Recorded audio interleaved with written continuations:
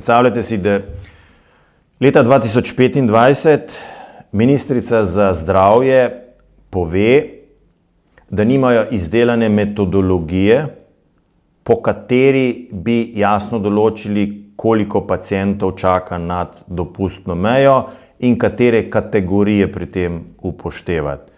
Po mojih podatkih NIJZ ministrstvu pošilja vse podatke o teh. Vse podatke pošiljajo, da. Ministrstvo za zdravje pa si ne znam razložiti, pod katero normativno podlago objavlja samo del tega.